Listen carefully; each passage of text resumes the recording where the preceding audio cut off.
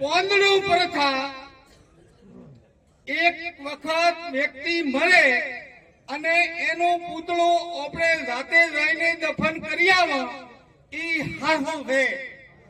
એના પછી વરી બીજું પૂતળું બનાવવાનું ને દફન કરવાનું.